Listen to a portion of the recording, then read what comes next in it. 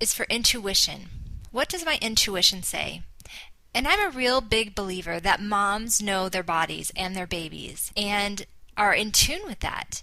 And they're very connected, and you have this amazing power and gift that's going to last you throughout your motherhood of intuition. And you should start using it now while you're pregnant, during your birth, and of course after. So whenever in your birth something's offered, use your intuition and think, what feels right to me in this situation? And it can really be a great guide throughout your life. Our next letter is N. What if we do nothing?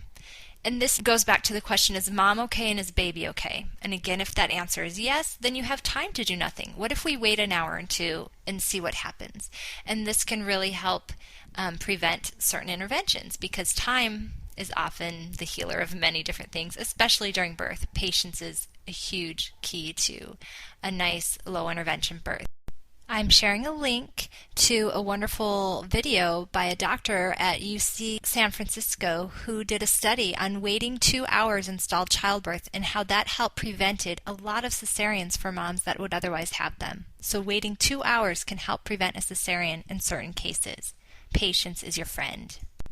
Now on to the last letter, D, which is for discuss and decide. Again, if you have time, if mom's okay and baby's okay, you have time to discuss and make a decision. Sometimes when you say we want to talk about it, you'll find that the care providers just hang out and kind of watch. If you want to clear the room, a great way to do this is say, we're going to pray on it. And most of the time, for some unknown reason, this scares people and they leave very quickly from the room. And this will allow you time to talk about it with each other, with your birth partner, and figure out what is the best choice for us in this situation. So what are some of the different areas you're going to have choices in? Well, your first one is your choice of care provider. Do you want an obstetrician? Do you want a midwife? Do you want to hire a doula to help you? The next area is birth location. Where do you want to have your baby? And each one of these sections I'm going to have a different segment of the class for. So you can, if you just want to learn about birth locations, you can just spend 15 minutes learning about that. You don't have to listen to everything. I'm going to have a whole section on induction, because this is a very big topic today. A lot of moms today get induced. What are the pros and cons? What are some questions we should ask before we start an induction to help it go more smoothly if we choose to be induced? All those things will be covered. It's going to be a great segment. Then there's questions, choices that you'll have to make before your birth in late pregnancy. Then also choices to make right when you get to the hospital. What are some choices you'll be given? An IV? Is that something you want? Maybe you'd rather have a saline lock instead. I had a mom, it was her fourth baby, and she's like, what? I don't have to have an IV? And she was a low-risk mom for all her births, a natural childbirth mom. And I'm like, no, you can choose not to have one, or you could choose to have a saline lock. Most hospitals will at least want an open vein. So a saline lock is a good option in that case. Then we have during your birth. What are some options you'll have, some choices you'll have during birthing? Then we're going to have a whole section on what are some options while you're pushing. And then a section on choices after birth as well. If you choose to listen to all the segments, you will be so prepared to make the most comprehensive birth preferences ever. You will decide what you want and then share that birth preferences with your care provider to see if they can provide it for you. And if not, then you might choose to change your birth preferences, or you might choose to change care providers, but at least you'll know what your options truly are, because some care providers are not open to doing things in a different way. And you'll want to know that before your birthing time starts if it is something that is important to you. I will also have 3 different sample birth plans that you will be free to cut and paste from and create your own ideal birth plan. I have one that's funny and makes nurses laugh. I have one that is short and sweet and to the point, and nurses will definitely take the time to read. It's very straightforward, but you will have all the tools you need to create the birth preferences that are right for you and your birth. We call them birth preferences instead of a birth plan because birth is unpredictable. We can plan for many different things, but who knows what situations will arise during your birth.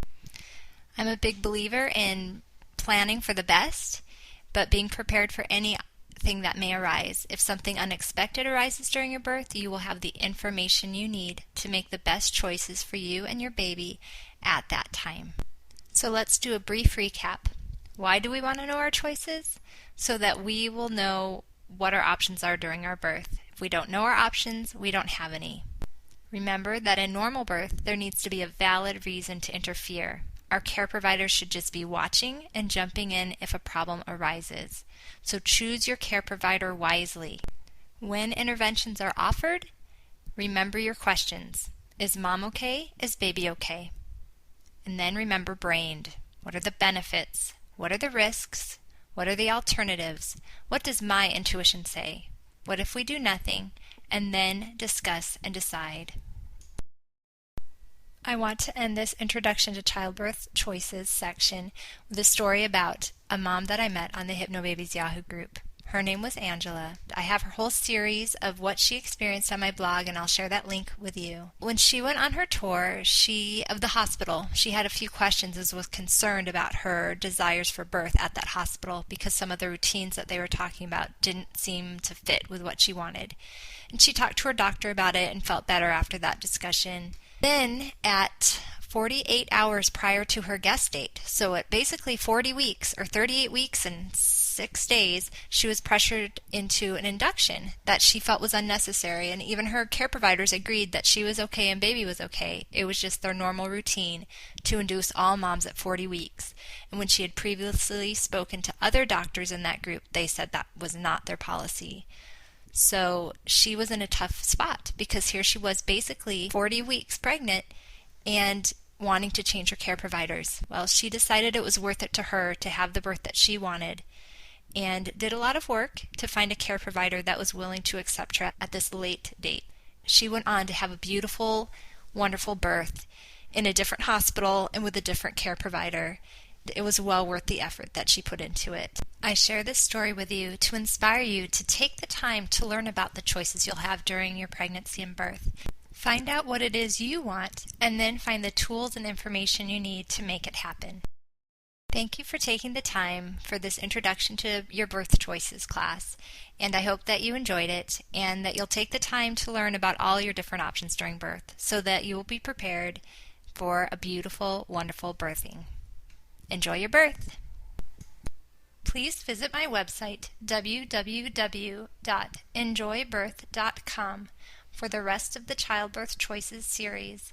I also have ebooks and 2 free HypnoBabies MP3s you can download. Enjoy!